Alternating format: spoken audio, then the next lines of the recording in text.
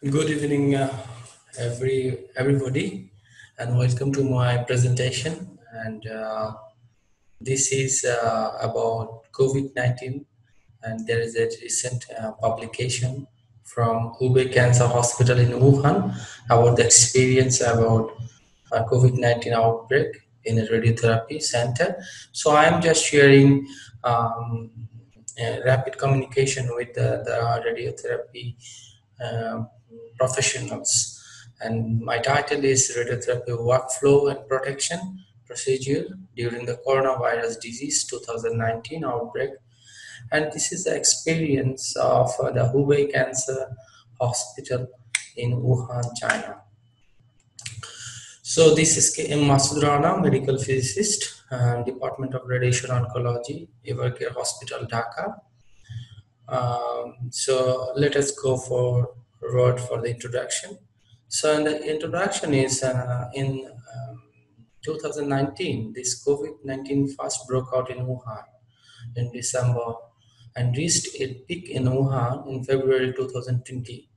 And it became a major public health challenge for China and evolved into the global pandemic in March 2020. For the Radiation Oncology Department, the COVID-19 pandemic presents a unique challenge for the disease protection and prevention for both patients and staff, owing to the weakened immune system of cancer patients and need to deliver timely and uninterrupted radiotherapy. At the Hubei Cancer Hospital, the only hospital in Wuhan that is specialized in oncology, have organized an emergency infection control team to lead special efforts to combat COVID-19 during this challenging time. They modified radiotherapy workflow and specialized treatment area, cleaning and disinfection policies and procedures were designed and executed, and special medical waste disposal methods were implemented. They have begun treating patients using this new COVID-19 radiotherapy treatment workflow and infection control measures on January 30, 2020. During more than 1.5 months of the uninterrupted radiation oncology clinical operation, the most important and inspiring information is that no known COVID-19 infection occurred at the radiotherapy center to patients or employees. So let us know about the objectives of this paper. So this paper details of the infection control experience at Radiotherapy Center of the Hubei Cancer Hospital, the only oncology-specific hospital in Wuhan and the earliest epicenter of the COVID-19 pandemic. They specifically report on the special measures implemented and the quality assurance investigation conducted and the infection control outcome over the past 6 weeks. And this paper may assist other radiation oncology departments throughout the world for COVID-19 protection and prevention during this challenging time period. So let us know what was their first step for this outbreak, overall emergency response management team. So this overall emergency management team, actually, they first forming the ad hoc emergency infection control team. An ad hoc emergency infection control team was quickly formed, and this team was responsible for organizing, managing, and executing radiotherapy-specific policies and procedures during the outbreak. This team coordinated all aspects of infection control activities, such as patient infection testing before admission, partitioning clinical and work areas into different protection zones, staff training and rotation assignment, radiotherapy workflow modification, classification of control and protection, management of personal protective equipment, and disinfection and isolation management, medical waste disposal, and emergency response. The second one they have done, infection control zoning. They partitioned the clinical area of the radiotherapy center into 3 zones of varying contamination, protection levels based on the patient occupancy time and ventilation condition and the risk level of exposures. They were labeled as clean zones, semi-contaminated zones, and contaminated zones. In the third stage, they made some personal training. So each clinical department arranged their personnel to attend a standardized COVID-19 protection and prevention training session. The training included learning of the latest version of the COVID-19 diagnosis and treatment plan and COVID-19 protection and prevention plan, hand hygiene, proper handling of PPE, disinfection policies and procedures, and quarantine and isolation policies. The training interweaved online education and hands-on training. Each employee was required to pass a hospital-wide standardized test to reflect the completion of training. If we go for the last one, what they made a staff rotation program. So if we go for the staff rotation program, so considering the medium incubation time of 4 to 7 days for COVID-19, the personnel reported to work on a rotating schedule with no overlap. So the total 8 medical physicists there, and they divided into two groups, A and B, each with 4 employees. So Group A worked on site for a week, 5 days, while Group B stayed at home. Group B then worked on site the following week, while Group A remained at home. The two groups switched every week thereafter. Likewise, the 26 total therapists were also divided into two groups, C and D. And with the 13 therapists each group there was one specific therapist assigned for patient registration and the appointment, 2 for immobilization device management, 2 for simulation, and 4 to 8 for treatment delivery on the Linux. So this was actually this 4 initiative they have done for the emergency response management plan. Let us go to see, this is a radiotherapy layout center. You can see there are 3 zones: clean zone, semi-contaminated zones, contaminated zone. If we see what are the clean zones defined, administrative office, medical physics and dosimetry office, and the staff lounges are become the zone as a clean zone.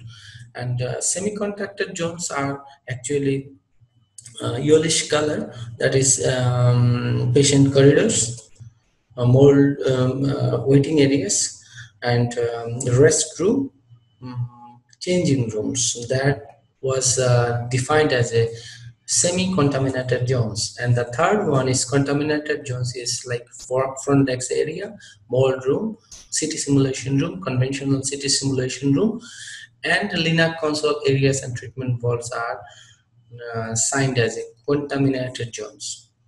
So after that, let us know how they have modified their workflow for the for this outbreak. So new radiotherapy workflow during this outbreak, they have initiated 5 plans. So 5 parameters they concentrated. And the first one is the COVID-19 screening of the patients and caregivers. Masks were required for all patients and their accompanying caregivers when entering medical areas. They would first go through a temperature checkpoint at the outpatient gateway. If a fever was detected, the patient or caregivers were referred to specialized fever clinics. A chest CT and blood test were required for inpatient admission and for the accompanying caregivers to enter treatment areas. And the confirming normal results of this test, the outpatient attending physician would then admit the patient for inpatient cancer treatment. In the second one was the workflow modification. All patients and their accompanying caregivers must have cleared the COVID-19 screening in order to start treatment. Upon initial entry into the radiotherapy clinical areas, every person was required to have a chest CT with possible COVID-19 infection ruled out and a negative nucleic acid test before registration. And the new patient needed to sign an informed consent regarding the COVID-19 protection and prevention policies and education prior to the first treatment. The third flow was appointment and machine slots. To avoid crowding, making on-site appointment was cancelled and all the appointments were made over the phone. patients were required to receive a notification call before heading to the radiotherapy center. The regular machine slot were 4.5 patients per hour per machine before the outbreak was reduced to 3 patients per hour in order to accommodate infecting procedures between treatments. The fourth one is social distancing. A strict single patient rule was enforced in the LINAC waiting area. The next patient was called to enter the waiting area only after the prior patient left the area after completing treatment. And the fifth one is, which is very important, mostly the patient at high risk for mucosal exposure. See, patient considered high risk for mucosal exposure such as those with laryngeal tubes were treated at the very end of the day on a specific machine. A surgical mask was used to cover the laryngeal tube during the treatment, very important for the treatment caregivers. So let us see how their personal protection levels. All the personnel were required to stay within their assigned zone unless special circumstances were present.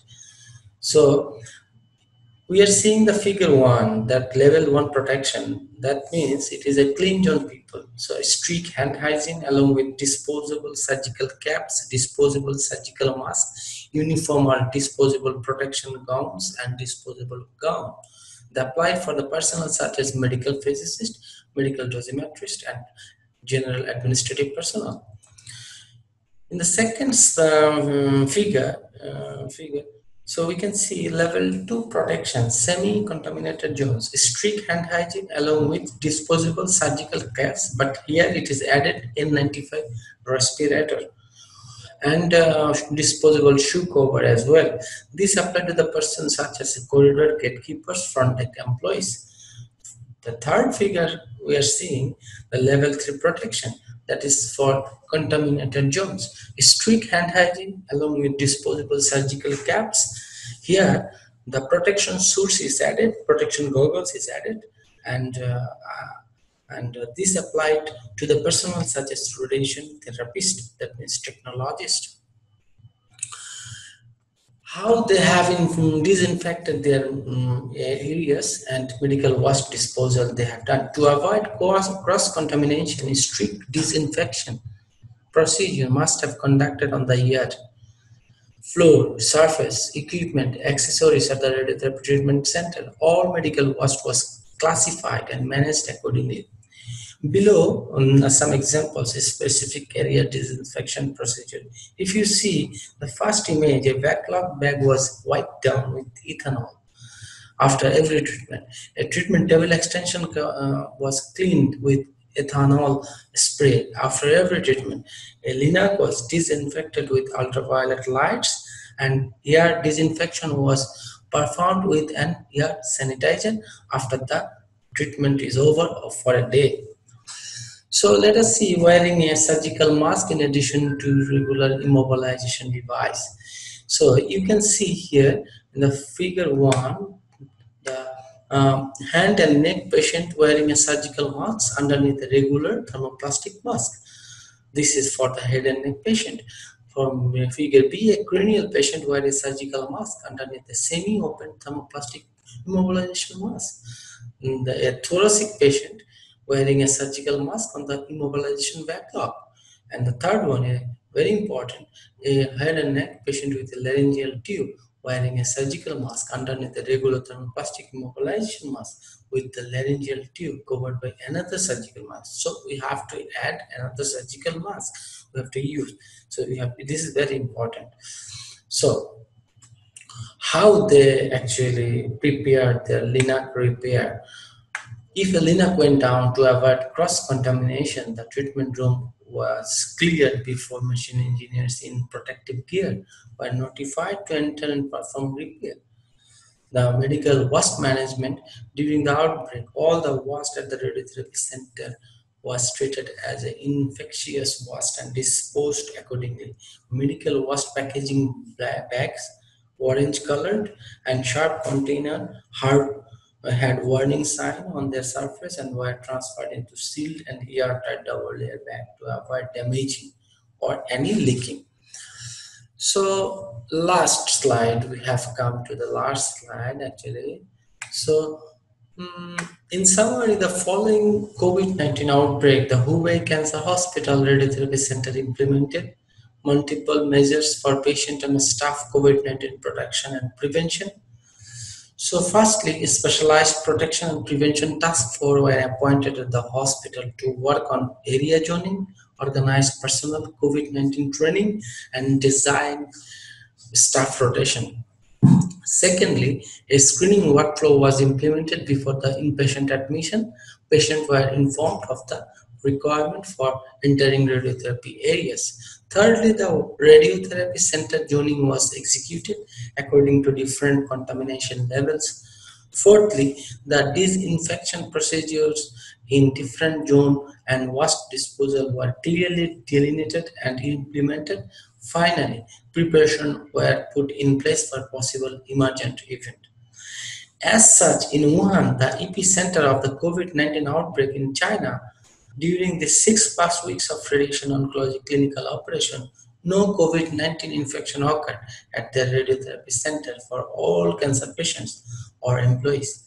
So finally, I would say this report may assist for other radiation oncology department to create their own guideline during this corona outbreak public health crisis. Though this was my references, thank you all for your valuable time. Please let me know if you have any question.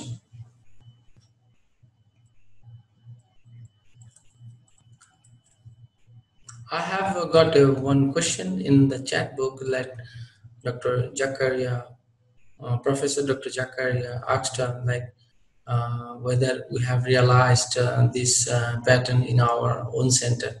Yes, we have implemented at least likewise this workflow, but there are some things they have designed for their in department wise, but in our hospital there are the task force is not only department wise. In our hospital it is working for our entire hospital, so it is well connected with every department. So they have made a group, WhatsApp group, to share their any updates or any issue or any queries regarding corona. So that task force is immediately take it over and work on it. So I can say I would say actually they are working likewise, but not really like this Wuhan. Thank you for your question. One person is asking about how ultraviolet lights is working for this disinfection. Yes, ultraviolet. There was a research in China that ultraviolet light is resistant. Corona is resistant for the ultraviolet light, so they have used for this disinfection purpose.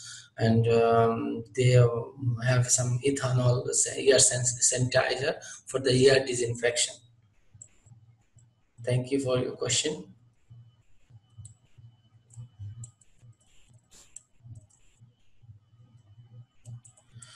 One person was asking, do I think about all cancer patient is required to come under screening COVID? Yes, actually, I think all patients and their accompanying patients are required for their COVID-19 screening, because we never know where they are staying and which person they are staying with. So to make it understand, to isolate this person, we have to do screening, because in our department there are so many cancer patients are coming and going and taking treatment. So we have to consider the other cancer patients' safety also. So this is a safety for everybody, not only patients, for ourselves also. Thank you for your question.